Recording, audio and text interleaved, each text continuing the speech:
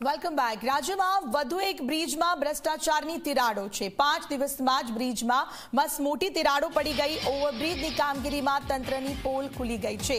જાગૃત નાગરિકે video social મીડિયામાં વાયરલ કર્યો છે। કોન્ટ્રાક્ટર અને તંત્ર સામે સ્થાનિક લોકોએ લગાવ્યા છે આરોપ। બ્રિજના કામકાજમાં મોટો ભ્રષ્ટાચાર કરવામાં આવ્યો છે। મહત્વનું છે કે જિલ્લા પંચાયતે નવા સર્કિટ હાઉસ સુધીનો બ્રિજ 4.95 કરોડના ખર્ચે બનાવવામાં આવ્યો હતો, જેનું 10 ફેબ્રુઆરીએ નાયબ મુખ્ય દંડક અને ધારાસભ્ય જગદીશ મકવાણાએ આ પુલનું લોકાર્પણ કર્યું હતું। પરંતુ 5 જ દિવસમાં પુલમાં તિરાડો જોવા મળતા કોન્ટ્રાક્ટરે કેવું કામ કર્યું હશે તેનો પુરાવો સામે આવ્યો છે। ત્યારે આ મામલે તંત્ર કોઈ નક્કર પગલાં ઉઠાવે તે જરૂરી છે। સુરેન્દ્રનગરમાં 5 દિવસમાં જ બ્રિજમાં મોટી તિરાડો પડી ગઈ છે। મયુર જોડાયા છે વધુ વિગતો સાથે। મયુર, વધુ એકવાર એક બ્રિજની કામગીરીમાં તંત્રની પોલ ખુલી ગઈ છે, શું કાર્યવાહી હવે આગળ?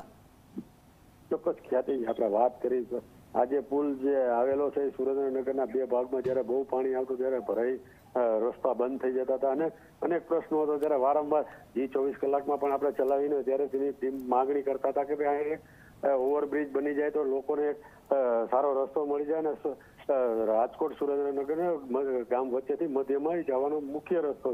પણ જયારે વાત કરી કે ટૂંક સમયમાં આવડા મોટા બજેટના મોટા ખર્ચ બાદ પણ જો પુલ બનાવવામાં આવ્યો છે, પણ જે એની અંદર પણ આજે તિરાડો પડી ગઈ છે, એવા વિડીયો વાયરલ થઈને લોકો પણ એવું કહી રહ્યા છે કે આર્યો ભ્રષ્ટાચારના કારણે જ એક સપ્તાહની અંદર જ જો આવી તિરાડો પડતી તો આવનારા દિવસોમાં શું થશે। અને બીજા નંબરમાં સુરેન્દ્રનગર જિલ્લામાં પણ આવા ઓવરબ્રિજ ચાલુ હાલતમાં પણ પડી ગયેલા છે ને એની પણ ફરિયાદો અને જે તે તપાસો ચાલતી હોય છે। પણ જયારે આ નવા પુલની અંદર બની છે ત્યારે તંત્ર સામે પણ લોકો સવાલ ઉઠાવી રહ્યા છે। જી બિલકુલ, આભાર આપનો તમામ માહિતી બદલ।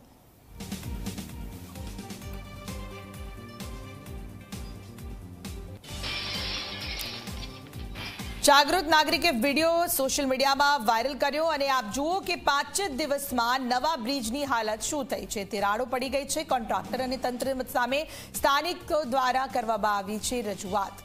મનોજ ખાસ કરીને જાગૃત નાગરિકે બનાવેલો આ વિડીયો વાયરલ પણ થયો છે। રાજ્યમાં વધુ એક બ્રિજમાં ભ્રષ્ટાચારની આ તિરાડો સામે આવી છે।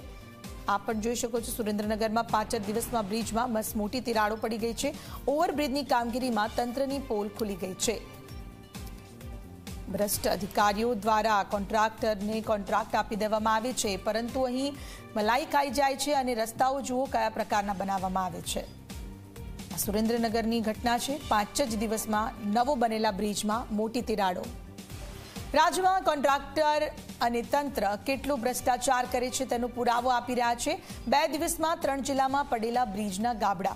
ગઈકાલે મહેસાણામાં આંબેડકર બ્રિજના સ્પાનમાં 3 ફૂટ જેટલી તિરાડો પડી જતા તેને વાહન વ્યવહાર માટે બંધ કરી દેવામાં આવ્યો, તો વડોદરામાં સરિતા ફાટક પાસેનો બ્રિજ બેસી જતા તેને બંધ કરવામાં આવ્યો હતો। જો કે RNBના અધિકારીઓએ તાત્કાલિક ઘટના સ્થળ પર પહોંચીને યુદ્ધના ધોરણે રિપેરિંગનું કામ શરૂ કર્યું। ત્યારે સુરેન્દ્રનગરના જિલ્લા પંચાયત પાસે બનેલા બ્રિજમાં માત્ર 5 દિવસમાં તિરાડો પડી ગઈ છે। આ ત્રણેય શહેરોના બ્રિજની દશા દર્શાવે છે કે કોન્ટ્રાક્ટરો અને તંત્રની મિલીભગતને કારણે વાહન ચાલકોને ભારે હાલાકીનો સામનો કરવો પડે છે, જ્યારે તંત્રના સત્તાધીશો લોકોના ટેક્સના પૈસાનું આંધણ કરે છે। ત્યારે આવા લોકો સામે કોઈ નક્કર કાર્યવાહી કરવામાં આવે તેવી લોક માંગણી ઉઠી છે।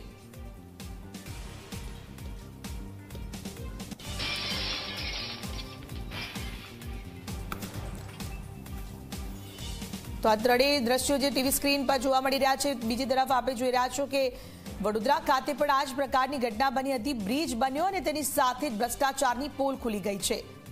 આંબેડકર બ્રિજ જર્જરિત હાલતમાં છે। મહેસાણામાં સુરેન્દ્રનગરનું 5 દિવસમાં બનેલા બ્રિજમાં મોટી તિરાડો પડી છે અને વડોદરા ખાતે પણ આ જ પ્રકારના દ્રશ્યો સામે આવ્યા છે। વડોદરામાં સરિતા ફાટક પાસેનો આ બ્રિજ બેસી ગયેલો હતો। આ પ્રકારની ઘટનાઓ વારંવાર બનતી રહે છે, પરંતુ તંત્ર પોતે ભ્રષ્ટાચાર કરી મલાઈ ખાવામાં મસ્ત છે। તે મહેસાણા હોય, સુરેન્દ્રનગર હોય કે વડોદરા।